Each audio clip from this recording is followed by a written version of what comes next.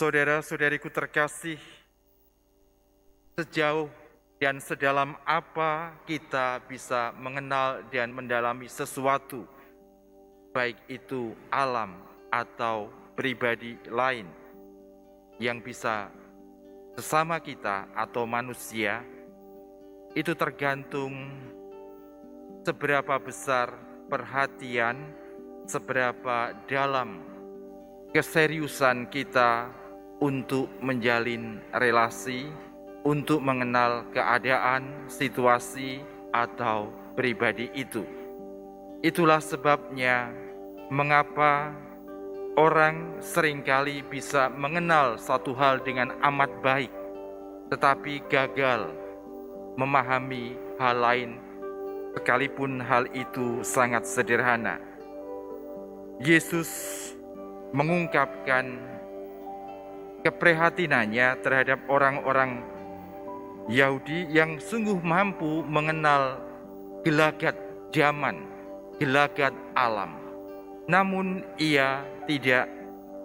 mereka tidak mampu memahami gelagat zaman.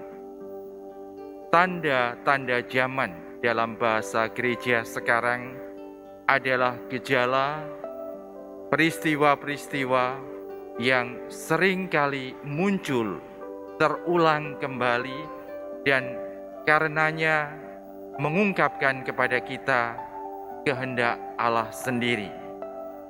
Cinta kita kepada Tuhan, keinginan kita untuk dekat dengan Tuhan, perlu kita perdalam dari hari ke hari. Kerinduan kita untuk senantiasa merasakan kehadiratnya dalam permenungan saya, itulah kunci hidup rohani kita orang Kristiani. Jika kerinduan mendalam untuk dekat dengan Tuhan itu sungguh ada dan hidup di dalam diri kita, maka kita senantiasa bertanya tentang apa yang Ia inginkan, apa yang Ia kehendaki. Bacaan dari Rasul Paulus dalam bacaan yang pertama tadi mengungkapkan kepada kita gambaran orang yang sungguh memiliki kerinduan hati yang mendalam untuk berelasi dengan Tuhan. Kerinduan hatinya yang mendalam membuat ia menyadari bahwa di dalam dirinya kadang terasa ada pertentangan. Pikiran, niat itu selalu ingin baik, tetapi kenapa badan seolah-olah memiliki hukum yang lain yang mendorong dia untuk mencari, untuk melakukan, untuk mengerjakan apa yang sesungguhnya tidak ia inginkan, tidak ia harapkan, atau tidak ia yakini sebagai kebaikan. Lalu apa pesan Injil dan bacaan pertama hari ini untuk Anda, untuk saya, untuk kita semua? Saudara-saudariku terkasih, sebelum kita melakukan segala sesuatu, mungkin baik kalau kita bertanya, seberapa besar cintaku kepada Tuhan? Seberapa besar kerinduanku untuk mengalami kedekatannya dan merasakan berkat-Nya?